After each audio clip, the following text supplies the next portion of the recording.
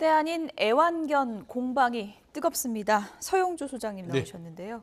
언론을 향해 애완견이라는 단어를 썼습니다. 이게 민주당 의원들 사이에서도 얘기가 있었을 것 같은데 민주당의 보편적인 시각인가요? 아니면 이재명 대표 개인의 의견인가요?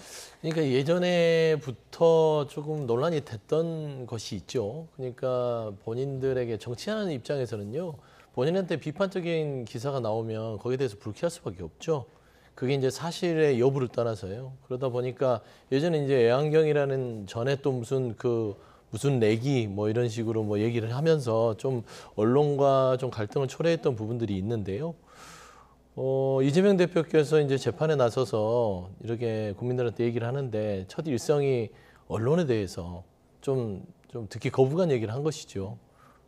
좀 화가 많이 나신 거는 같아요. 그러니까 전체적으로 지금 여론의 추이가 뭔가 좀 공평하다기보다는 검찰 위주를 그대로 받아서 계속해서 그거를 받아쓰기 형식으로 쓰는 거 아니겠냐 정도로 비판을 했으면 좋은데 단어 자체가 귀에 거슬리죠.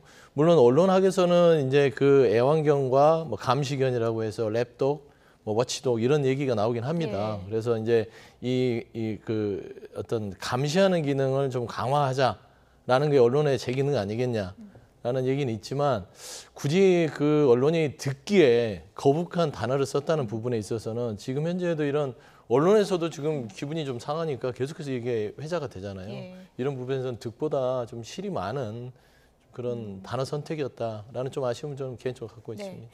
사법 리스크가 커진 이재명 대표 재판에 출석하러 가는 길에 이제 기자들 앞에서 이런 얘기를 한 건데요.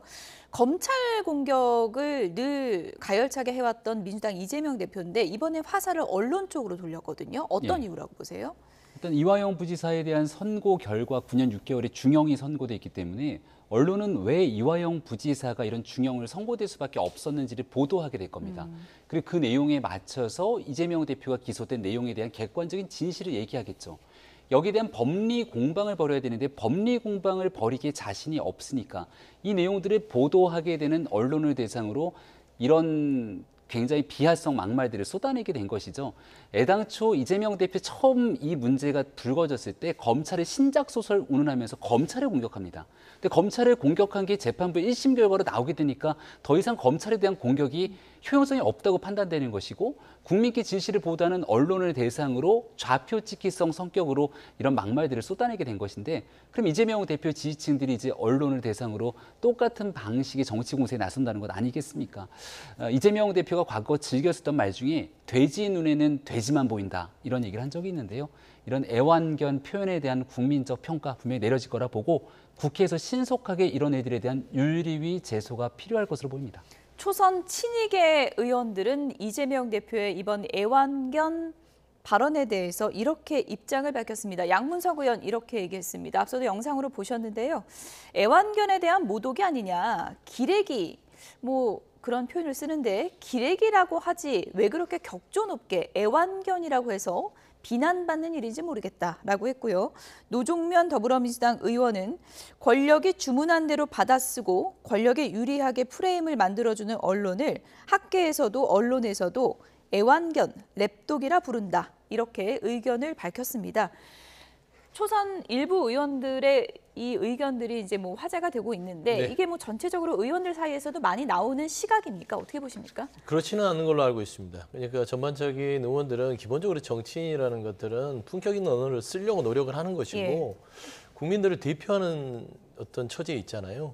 그러면 아무리 좀 거친 언어를 썼다 하더라도 뭐 국민의 대표고 국회의원으로서 품격 있는 언어를 쓰려고 노력을 하는 것들이 정치인의 어떤 자세라고 봤을 때는 민주당 전체의 의원들이 이런 조금 어떤 거부감 거에 대해서 뭐 양문석 의원처럼 뭐 애완견에 대한 모독이다라고까지 생각하는 건 아니죠. 좀 과하지요. 양문석 의원이 모르겠습니다. 저렇게 얘기를 하면 이번 기회에 이재명 대표를 편을 드는 또 그런 또 하나의 득점 포인트로 생각하는지 모르지만 국민들이 보기에는 그게 정상적인 어떤 편들기는 아닌 것 같아요.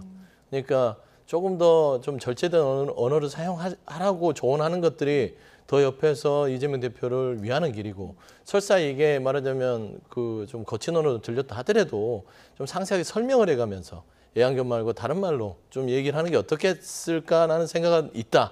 하지만 이재명 대표께서도 언론에 대해서 서운한 감정, 그다음에 사법부나 윤석열 정부에 대한 화난 감정 100번 해야 한다라고 좀 합리적으로 편을 들었으면 좋을 텐데 거기에 덧붙여서 지금 편을 드니까 도리어 국민들이 보기에는 이게 뭐야라고 할 것이고 노정면 의원 같은 경우는 좀 아쉬운 것들이 있어요. 말씀은 뭐 차분하게 좀 하신 거는 같지만 뭐 학문적으로 언론학계에서도 이제 애완견이란 말 랩독이라고 부른다고 하지만 그럼에도 불구하고 이 직전에 언론인이셨고 뭐 언론에 이 길을 걸었을 때도 아주 노조 활동을 왕성하게 했던 측면에서 아무리 대변인이라 하더라도 이 부분은 다른 대변인한테 넘기는 것들이 더 지혜롭지 않았을까라는 생각은 좀 제 개인적으로 가지고 있습니다. 예.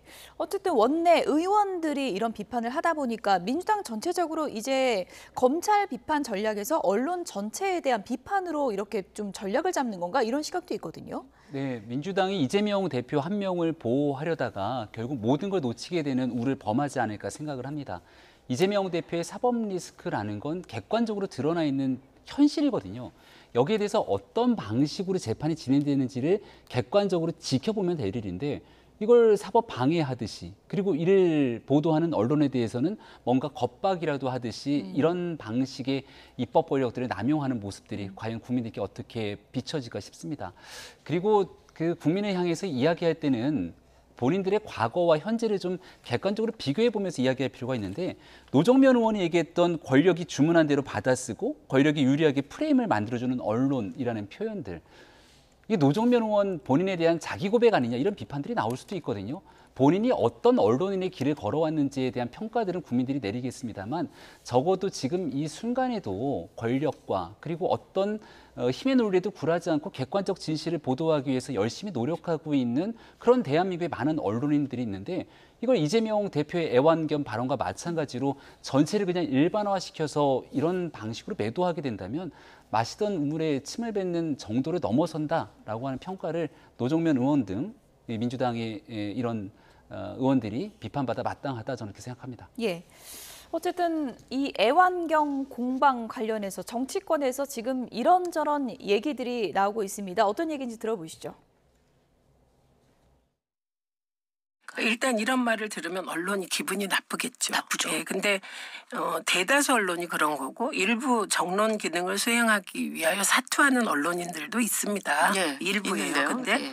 그런데 일부가 저는 사퇴를 특히 한다는 겁니까? 대다수는 이렇게 대다수는 이런 말을 들어도 사실 할 말이 없지 않을까 싶습니다. 국민들이 중요하다고 생각하는 부분에 대해서 언론이 보도를 잘 안 한다는 것이 국민적 인식이고 그에 대한 표현이라고 생각하고 기레기라는 말이 안 없어지잖아요. 네. 저도 이재명 대표도 이런 말을 쓰지 않아도 되는 그런 언론 환경을 꿈꿉니다. 저는 언론이 예. 이재명 대표의 사법 리스크라는 표현 자체가 틀렸다고 생각합니다.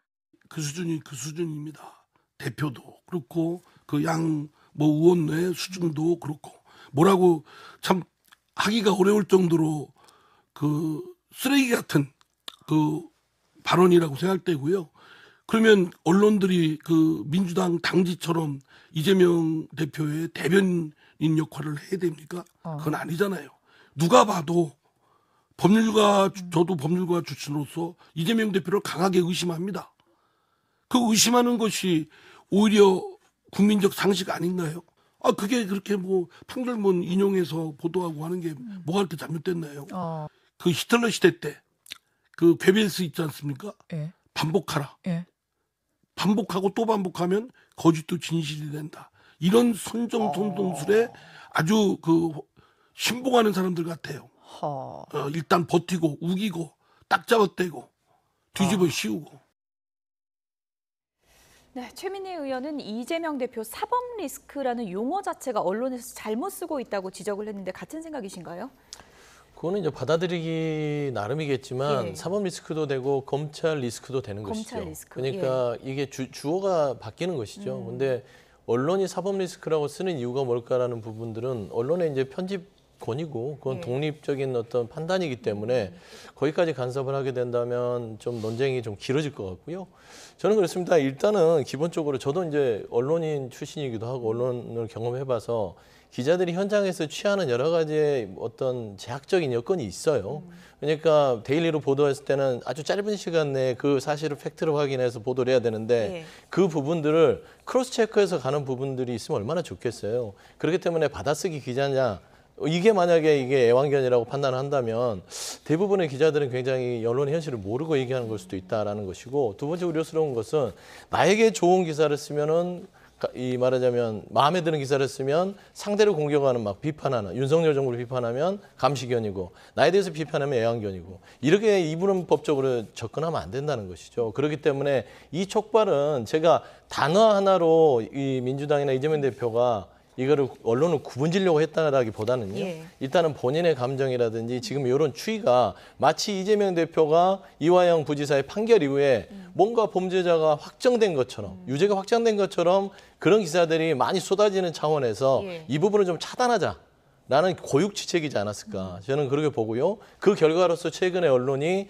안부수 그 씨의 그 재판에 대해서 다시 주목하고 있다라는 효과도 있기 때문에 이게 단어에 대한 어떤 비판이 있을 수 있으나 정무적인 판단이라든지 어떤 그런 이재명 대표의 어떤 개인적인 입장에서는 또 뭐 일견 이해할 수는 있을 부분도 있겠다. 하지만 이제 단어 선택은 조금 더 순화했었으면 훨씬 더 좀 메시지가 잘 전달되지 않았을까라는 생각을 가지고 있습니다. 이재명 대표의 언론에 대한 비판이 나오면서 국민의힘도 이재명 대표에 대한 공세를 강화하고 있습니다.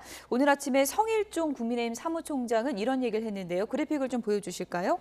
이런 얘기를 했습니다. 이재명 대표의 삶이 차라리 소설이었으면 좋겠다. 이렇게 얘기를 했고요. 이 소설의 주인공은 참으로 신기한 캐릭터다. 생존 본능이 강한 이 캐릭터는 양심도 도덕도 인격도 법도 상황에 따라 바뀌고 있다. 이렇게 공격을 했네요. 소설이란 표현은 이재명 대표 스스로가 얘기했던 일이기 때문에 되돌려줬다 이렇게 평가받을 수 있을 거고요. 그 창작이라고 하는 표현들까지 나오지 않습니까? 근데 이재명 대표의 지난 정치 여정을 보면 그야말로 소설의 한 주인공과 같다라고 평가해도 다르지가 않겠죠. 뭐 정치적인 역정으로 보더라도 문재인 정부 시절에 비주류에서 주류 이재명 대표의 민주당으로 장악하는 과정도 그렇고 또 한때 여배우 스캔들 때문에 곤혹을 치렀던 적도 있고 형수 욕설과 관련된 일들은 녹취록이 또 번지면서 국민들이 그런 내용들을 보면서 이런 정치인이 정말 대권주자가 될 수 있을까 하지만 대권주자까지 됩니다. 지난번 대통령 선거 때는 대장동 사건에 대한 사법 리스크로 한복판에 서 있었는데 결국은 구속영장이 청구돼서 구속의 갈림길 앞에 서 있다가 영장이 기각되죠. 그리고 다시 총선 승리하니까 아 이제 이재명 대표가 여의도 대통령이라는 소리까지 들을 정도가 됐는데 이화영 부지사에 대한 중형이 선고되고 난 다음 다시 사법 리스크 한복판이 서게 된 겁니다. 마지막 이 소설 같은 정치 현실의 끝이 어디가 될지 국민들이 궁금해할 거라 생각하고 다만 우리가 알고 있는 국민들이 평범하게 생각하고 지켜봤던 국민을 위한 정치의 길과 지금 이재명 대표의 여러 논란들은 전혀 관련이 없는 상태로 치닫는 것 같아서 매우 안타깝다는 생각이 듭니다. 이 질문은 김병민 전 최고위원에게 좀 드려야 될 것 같은데 오늘 아침에 국민의힘 박정훈 의원이 이재명 대표 위증교사 의혹과 관련해서 어떤 녹취를 공개했다고 하는데 그게 어떤 내용입니까? 김병랑 전 성남시장의 수행비서 그러니까 이게 이제 2018년도에 있었던 재판 과정에서 굉장히 중요한 증인의 발언이 되거든요. 이재명 대표가 2018년도 당시 도지사 선거를 나가는 과정에서 검사 사칭으로 알려져 있는 그 굉장히 오래된 내용들을 얘기하면서 이거를 공직선거법상 허위사실 공표를 했다라는 것으로 결국은 재판을 받게 되는데 여기에서 어떤 증언들이 나오게 되고 이 재판 결과에 따라서 이재명 대표의 향후 정치적 운명이 갈려지는 겁니다. 이때 이 김병량 시장이 수행비서에게 전화를 걸어서 위증을 교사했다라고 하는 그 내용들을 오늘 박정훈 의원이 공개를 하게 된 것이죠. 어떻게 녹취 파일을 받았는지 그리고 이게 어떤 경로인지에 대해서는 얘기를 하지 않았습니다만 법적인 검증을 거쳤기 때문에 위법한 사항이 아니다라고 단정을 짓고 공개를 한 마당이어서 앞으로 위증 교사에 대한 재판 결과가 나올 때까지 이 논란은 굉장히 커질 거라고 봅니다. 네, 이 녹취를 왜 공개한 건지 국민의힘 박정훈 의원 기자들의 질문에 이렇게 답변을 했습니다. 들어보시죠. 그러니까 이재명 대표가 지금 주장하는 게 나는 있는 대로 얘기를 하라고 했지 위증교사를 얘기한 적이 없다 이렇게 주장을 한 거 여러분들 아마 기억하실 겁니다. 근데 들어보셨지만 있는 대로 얘기해달라는 게 양념식으로 계속 얘기를 하면서 본인이 주장하는 바를 그대로 증언해달라, 나를 좀 도와달라. 그리고 KBS하고 성남시하고 검찰하고 다 자기를 짜서 정치적 희생양을 만들기 위해서 이렇게 자기를 주범으로 몰고 있다. 이렇게 증언해달라는 취지의 얘기를 반복적으로 하고 있습니다. 상당히 많은 국민들이 진실이 가려지는 걸 지금 원하고 있는 상황 아니겠습니까? 그렇기 때문에 재판부가 이에 호응해서 국민들에게 빠르게 진실을 좀 밝혀줬으면 좋겠다 이런 바람입니다. 저희가 뭐 지금 녹취 내용을 공개해드린 건 아닙니다만 박정훈 의원이 오늘 기자회견 통해서 이 공개한 녹취 재판에서도 나왔던 거죠? 그렇습니다. 예. 뭐 공판 자료기는 하고요. 이게 어떻게 입수가 됐는지에 대해서는 박정훈 의원께서 밝히긴 해야 될 것 같아요. 예. 이 문제를 가지고 저희 측에서도 이 공판 자료를 외부로 위출해서 지금 수사를 받고 있는 것으로 알고 있는데 그에 준하는 책임을 좀 지실 필요가 있겠다. 그 유출하신 분들은요. 그다음에 두 번째는 뭐냐면은 박정훈 의원이 원래 이제 그 종편에서 언론 생활을 오래 하셨던 분이고 이게 좀 이상하게 이 이재명 대표께서 언론에 대해서 애완견 발언을 하면서 이게 맞대응의 또 성격도 있지 않을까라는 생각이 마플카드라고 들어요. 보십니까? 저는 마플카드라고 봅니다. 예. 그러면 정말 뭐 있는 그대로 가봅시다. 라는 차원에서 좀 이렇게 좀 꺼내든 카드인데 예. 이게 뭐 갑자기 저도 다 들어봤는데 새로운 내용이 하나도 없어요. 예전에 이제 재판 과정에서 있던 부분이고 음성이 들어가다 보니까 이런 예. 부분들이 이제 조금 자극적으로 다가오는 부분이 있는데 저도 다 들어보고 왔는데 사실적으로 뭐 위증 교사를 했다는 그런 확정적인 직접 증거의 어떤 내용들은 없었습니다. 직접 증거는 될 수 없다. 네, 그러니까 예. 그냥 그 보면은 그 김 비서 자체도 제가 기억을 되살려 보겠다라는 거거든요. 기억이 안 난다예요. 예. 그러니까 이재명 대표는 당시 지사가 그러면 기억이 안 나니까 제가 좀 기억을 되살려 보시고 있는 그대로 좀 말해달라. 예. 그리고 기억이 안 나면 그 당시에 있던 변론 요지서를 보낼 테니까 한번 읽어보시고 본인 김 비서가 가지고 있는 어떤 기억을 제대로 재판장 가서 얘기해주면 고맙겠다. 예. 그 외에는 따로 뭐 이재명 당시 지사가 이렇게 얘기해줬으면 좋겠다. 또 이렇게 얘기해줬으면 좋겠다. 그리고 그거를 김 비서가 거부하거나 또 그에 따라가겠다. 예. 그런 것들이 없기 때문에 예. 제가 지금 오늘 박정훈 의원의 전체적인 오늘 공개 내용 자체를 보면 예. 새로운 내용이 아니기 때문에 아. 그냥 맞불 형식의 예. 어떤 이슈를 던진 것이다. 저는 좀 그렇게 판단이 저는 됩니다. 아직 녹취를 못 들어봤는데 그러니까 지금까지 알려진 사실에 더해서 더 진전될 만한 얘기가 전혀 아니다라는 의견이시거든요. 어떻게 보세요? 새로운 사실이 나온 건 아니죠. 예. 이 내용들을 바탕으로 기소가 돼서 재판을 받게 될 건데 예. 말씀 주신 것처럼 이재명 대표가 받고 있는 그 혐의들 이제 재판을 받아야 될 게 이번에 있는 대북 송금 기소권 외에도 3건이 더 있지 않습니까? 근데 그 중에서 가장 빠르게 재판 결과가 나올 게 아마 이 위증 교사에 관한 부분일 거라 보고 작년도에 구속영장이 청구돼서 기각이 되는데 영장 실질 심사 과정에서 당시에 재판부가 판단했을 때 혐의 소명에 관한 부분에서 이 위증 교사에 관한 혐의는 소명된다고 얘기를 합니다. 예. 그만큼 내용에 대해서 이건 이재명 대표에게 매우 불리할 수밖에 없는 정황이거든요. 근데 이재명 대표가 지금 얘기하고 있는 것처럼 모든 것들을 다 부인하고 이게 검찰 탓이고 언론 탓이고 이렇게 얘기를 하고 있기 때문에 이 내용들을 실제 만약 국민들이 들어보게 된다면 이재명 대표가 그동안 말하고 있는 얘기에 대한 진실성 여부에 대한 판단도 함께 내려질 거라고 봅니다. 예. 지금 이재명 대표가 재판을 4개를 받고 있는데 지금 뭐 박정훈 의원도 얘기했지만 여러 법조인들 의견을 들어보면은 뭐 여름 내 뭐 늦으면 9월 정도, 10월 정도에는 위증교사 사건 재판 1심 결과가 나올 수 있다고 전망을 하더라고요. 이게 네. 만약에 유무죄가 나올 경우에 좀 이재명 대표 뭐 연임이나 이런 부분에 변수가 될 수 있다고 보십니까? 아마 1심 결과가 나오기 전에 연임 결정이 나오지 않겠습니까? 그렇기 때문에 그 이 재판 결과와 상관관계는 좀 멀다고 생각이 되고요. 그러니까 빨라도 9월 정도, 예. 뭐 늦으면 올해 안에는 1심 결과는 나올 예. 것 같아요. 그러니까 그게 유무죄 여부는 재판부의 판단이겠지만 연임은 어차피 제가 이제 이렇게 스케줄표를 보면 통상적으로 6월 말에서 7월 초에는 결정을 해야 되고 그다음에 8월 중순까지는 대표직이 결정이 돼야 되니까요. 예. 연임이 된다면. 예. 그러면 전당대회가 저희도 8월 중순에 끝나면 그 이후에 납니다. 그래서 저는 이 뭐 어떤 이 위증교사에 대한 부분들은 대표의 연임과는 무관하나 예. 그러나 이제 추측성으로 보면 재판을 4개를 가지고 있을 때 지금 예. 현재 검찰의 공격이 끊임없이 이어지고 있습니다. 그랬을 때는 혼자서 이걸 이재명 대표가 강내할 수 있겠느냐라는 어떤 여러 가지 정무적 판단을 했을 예. 때는 7월 초에 아마 연임 발표를 하지 않을까. 뭐 그게 뭐 재판의 어떤 여러 가지 고려 사항이라고 봅니다. 예. 한동훈 전 위원장이 쏘아올린 헌법 84조 논쟁도 정치권에서 지금 논의가 한창인데요. 이런 여론조사 결과가 발표가 돼서 잠시 소개를 좀 드리겠습니다.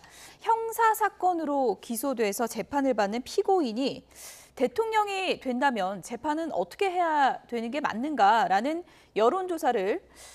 여론조사가 이루어졌습니다. 뉴스원이 의뢰를 했고요. 한국갤럽이 조사를 한 겁니다. 대통령이 당선되면 재판이 중단돼야 된다가 21%고요. 그럼에도 불구하고 재판은 계속돼야 한다는 게 73%가 나왔습니다. 네. 한동훈 위원장이 쏘아 올린 헌법 84조에 대한 국민 여론들이 조성된 건데 학자들마다도 견해들이 조금씩 다르다고 얘기를 했죠. 하지만 한동훈 위원장이 얘기한 내용들처럼 만약 이재명 대표가 대통령이 되더라도 대통령 되기 전에 대법에서 확정 판결이 나면은 이재명 대표는 아예 정치를 할 수가 없습니다. 그런데 만약 그 기소가 돼서 재판을 받았는데 대법형이 확정 판결이 나기 전에 대통령이 되면 대통령 임기 동안 이게 중단되는 것이 아니라 결국은 재판이 진행돼야 되고 예. 거기서 최종적인 형이 확정되면 중간에 대통령직이 중단되면서 다시 선거를 치러야 되는 기한 현상이 나타나게 되는 예. 거죠. 그럼 국민들 보시기에 이재명 대표의 지금 대세론이라고 하는 게 꺾일 수밖에 없을 것이고 한 가지 더 나아가서 대법원과 사법부 입장에서는 예. 이제 한 3년 가까이 남은 기간 동안 빠르게 재판을 그 전에 끝내줘야 되는 겁니다. 국민의 혼란상을 방지하기 위해서. 예.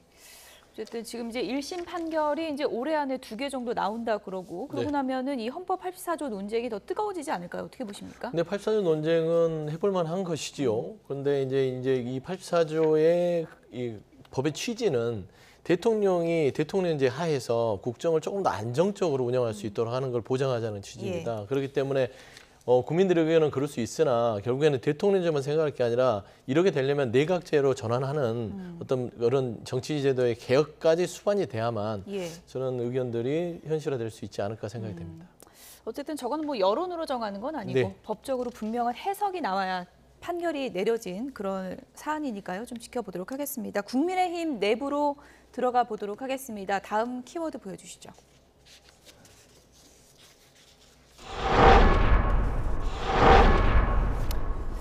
어대한, 어차피 대표는 한동훈, 이건 당원을 모욕하는 거다. 오늘 아침에 이철규 의원이 언론 인터뷰에서 이렇게 얘기를 했습니다. 어떤 맥락에서 얘기가 나온 건지 들어보시죠.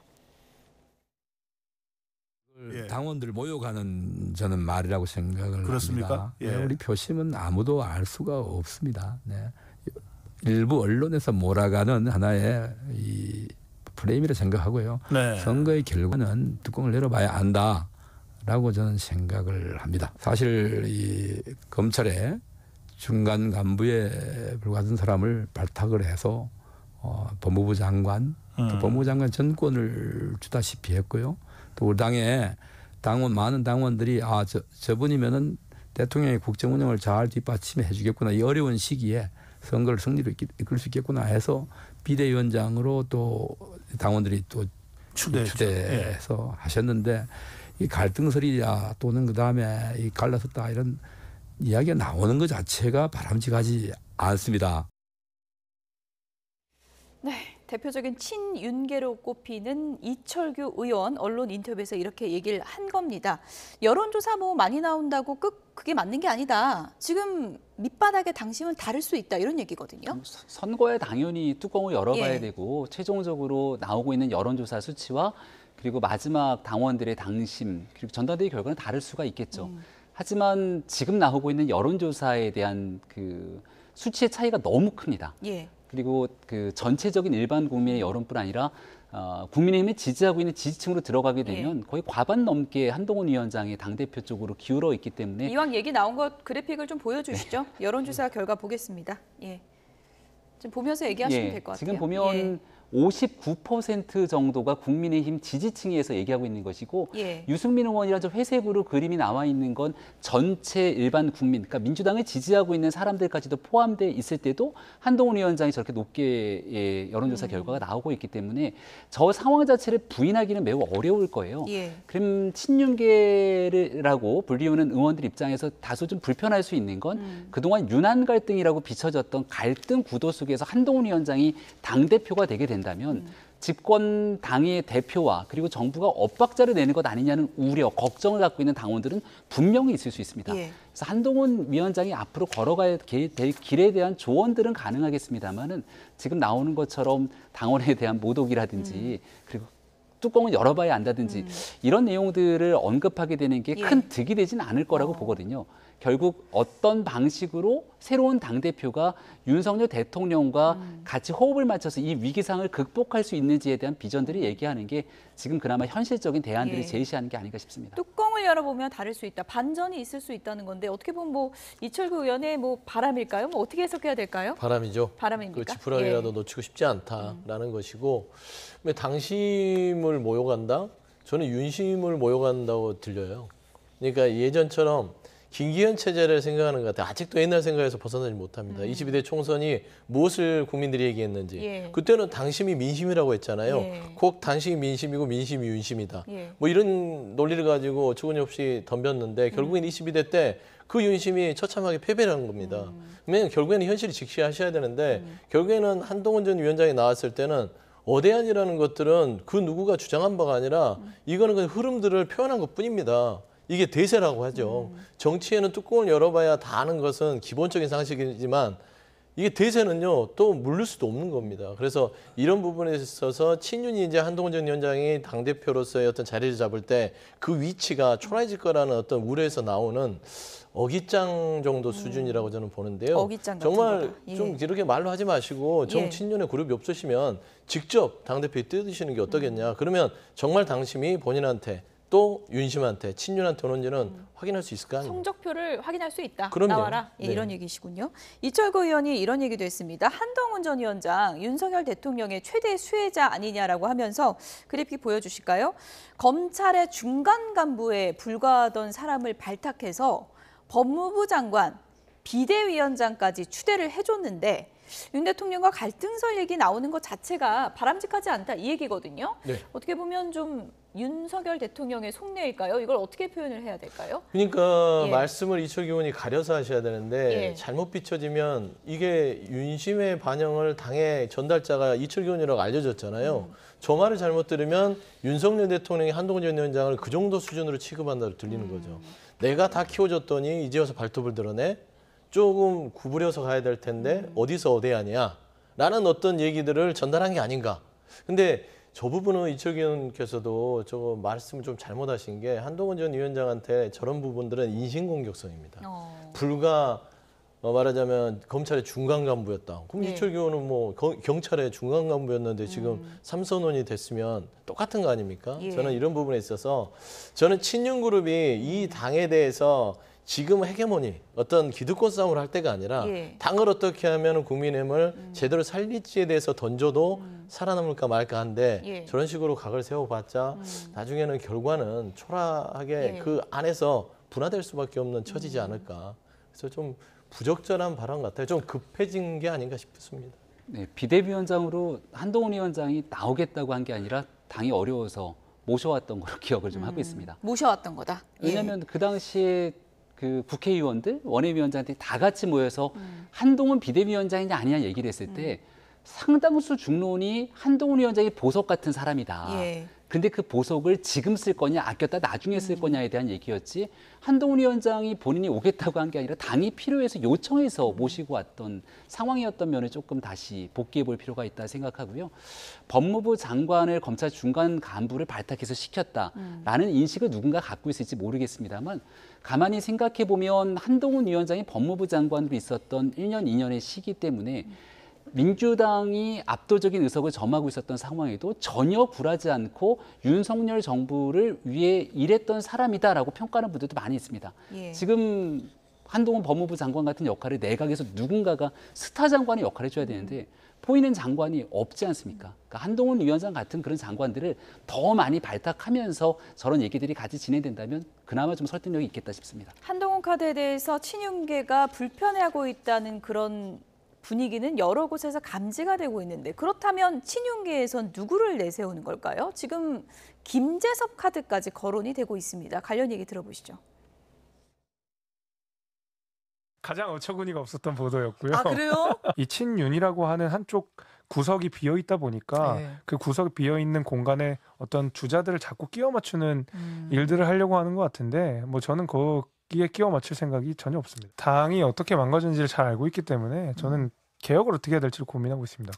네. 예. 친윤의 그 존재를 뭐 부인하기보다는 예. 들어가서 친윤에 잘못된 뭐 부족한 거를 개혁하겠다. 그렇게 해석할 수도 있죠. 그래서 아니 나는 왜 저렇게 슬로건을 걸지? 아니 자기의 소임이라고 하더라고요. 저도 저 방송을 통해서 김재섭 의원을 하는데 아니 그렇게 얘기하는 거 보면 아 친윤 뭐 특별히 친윤이라고 내세우지는 않겠지만 그쪽에 하고 이렇게 뭐 얘기가 있을 수 있다고 생각됩니다. 여러 해석이 나오고 있는데 김재섭 의원 친윤 쪽으로 나올 수 있다고 보세요?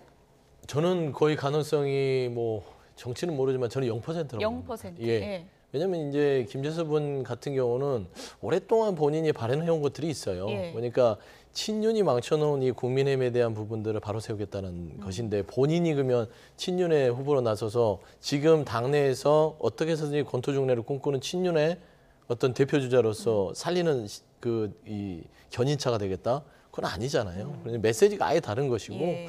그래서 저는 그건 아닌 것 같은데 결국에는 친윤그룹에서는 그 국민의힘에서 남아있는 이철규 의원을 비롯한 몇몇 분들은 포기할 거는 포기하는 것들이 정치인들의 본분이고 예. 차라리 태세전환을 하시는 게 나아요. 그래서 용산과의 어떤 관계성을 재정립하고 단절을 하고 그리고 나서 소장파로서의 자리매김을 하는 게 낫지 아직까지도 용산의 어떤 윤석열 대통령의 힘이 발휘될 것 같은 그런 막연한 기대감 속에서 지금 계속해서 이런 발언들을 한다는 거 그리고 김재섭 의원이 친윤의 대표주자의 후보로서 뭐 흘려 내세우는 것들 참 좀 죄송한 말이지만 좀 없어 보이는 정치인들로서 그래서 예. 이럴 때는 과감하게 예. 끊고 가는 것들이 예. 정치의 언어상 맞다. 예, 그런 말씀드립니다. 만약에 친윤 쪽에서 내세운다면 어떤 후보가 있어요? 나경원 의원이 그럴 수 있습니까? 근데 나경원 의원도 예. 친윤이 내세우는 후보다라는 프레임을 가장 경계할 겁니다. 아, 그렇습니까? 그러니까 지금은 여론조사 수치상 한동훈 위원장이 가장 높게 나타나기 때문에 한동훈 위원장의 상수죠. 예. 그러면 한동훈 위원장이냐 아니냐에 대한 선거 구도가 돼 있는데 아니냐에 나오게 되는 사람은 자연스럽게 갈등설에 있는 친윤의 지원을 받는 후보처럼 프레임이 구성될 수 있습니다. 그래서 김재섭 의원 같은 경우도 예. 소장파 그리고 젊은 신진 정치인으로 계속 활동을 해왔음에도 불구하고 지금 나간다라는 언급이 나오는 순간 한동훈 위원장 편에 서 있지 않으니까 그럼 친윤의 지원? 이렇게 프레임이 구성이 되는 거거든요. 그래서 현재 구도에서는 지금 이번 전당대회 당대표 주자로 나오게 되는 후보들이 자기의 정치적 위치, 공간을 찾는 게 꽤 어려워진 상황처럼 예. 비춰집니다.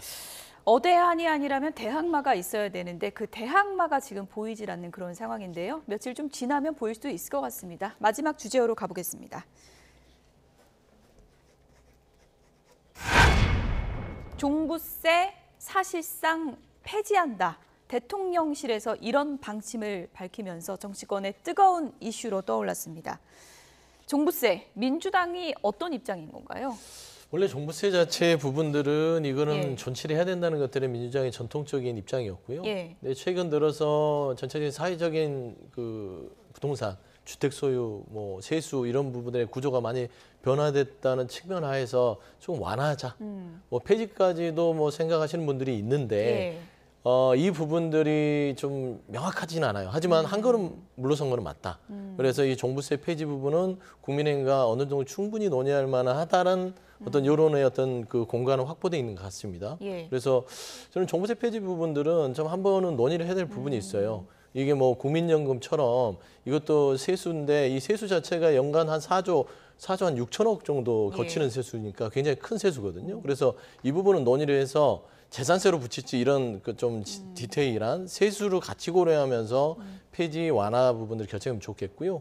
뭐 거기에 덧붙여서 이제 상속세 부분도 나왔는데 이 부분 상속세도 6조 이상이 되는 세수입니다. 그렇기 때문에 이런 부분도 같이 하는데 따져보면 종부세는 민주당이 고민하는 부분들은 이게 이제 주택 부동산 투기를 억제하고 집값 안정하기 위해서 했는데 과연 이게 지금 사회에 우리 대한민국의 부동산 부분들의 투기와 주택 안정에 이게 영향을 주느냐라고 예. 봤을 때는 효과가 미비한 상황에 이제 이르렀다고 판단이 되면 제도는 바꿀 수 있는 거예요. 지지층의 반대도 좀 있지 않습니까? 반대도 조금 있지요. 그다음에 예전에는 종부세가 한 35만 원을 거뒀다면 지금 이제 집값이 많이 올라서 한 125만, 뭐 130, 150만 이렇게 가는 추세이기 때문에 저는 이런 부분들은 종부세를 재산세 부분으로 치환을 해서 가도 충분히 세수를 확보할 수 있다고 보기 때문에 민주당은 어느 정도 뒤로 물러서서 국민의힘과 얘기할 자세가 돼 있다고 판단하고 있습니다. 네, 모처럼 정부가 주도적으로 정책적 이슈를 끌고 가게 되는 메시지를 던진 거라고 생각을 합니다.